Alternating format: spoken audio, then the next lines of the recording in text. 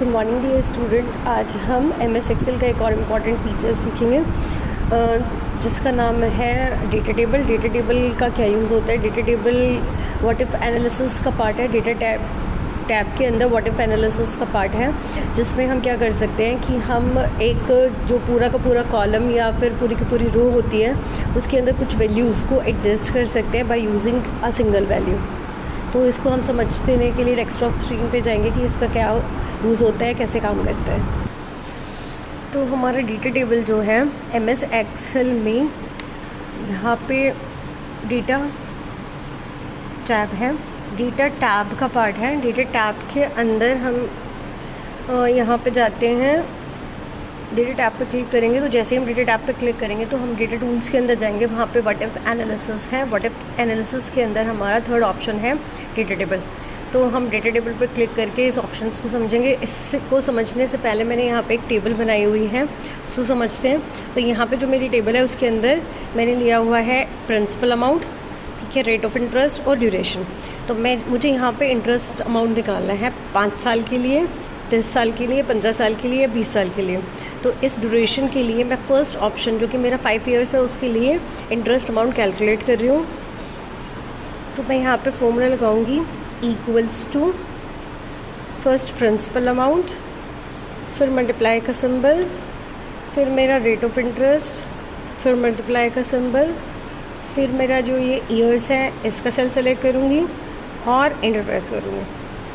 तो मेरा यहाँ पे फर्स्ट 5 ईयर्स का जो जो इंटरेस्ट अमाउंट है वो कैलकुलेट होके आ गया 5000, ठीक है। अब अगर मैं सेम अमाउंट को यहाँ पे ड्रैग करूँ तो मेरा, अगर मैं इसको ड्रैग करूँ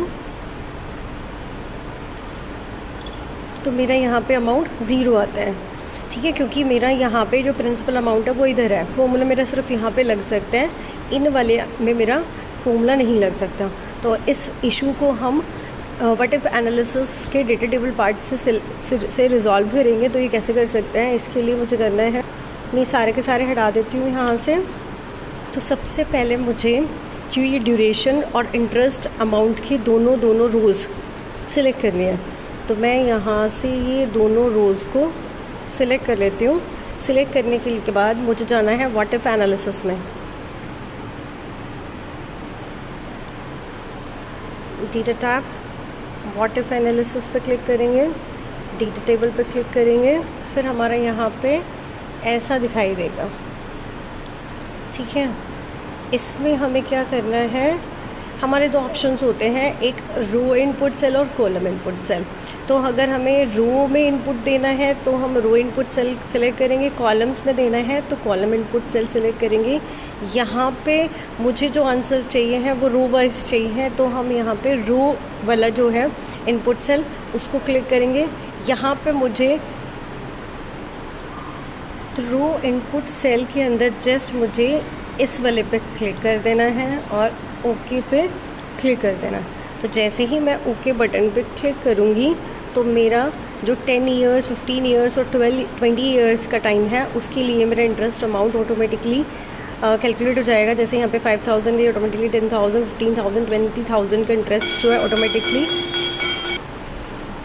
तो ये सारा इंटरेस्ट जो अमाउंट है ऑटोमेटिकली यहाँ पे कैलकुलेट हो गया है। तो इस तरीके से हम व्हाट इफ एनालिसिस में डेटा टेबल का यूज़ कर सकते हैं। हमें जस्ट इन दोनों रोज़ को यहाँ से सेलेक्ट करना है, सिलेक्ट करने के बाद इस वाले पे जस्ट क्लिक करना है। तो ऐसे करके हम व्हाट इफ एनालिसिस से सारा का सारा इंटरेस्ट के अलग अलग ईयर्स का कैलकुलेट कर सकते हैं। आई होप आप डेटा टेबल को समझ गए हो। Thank you, have a nice day.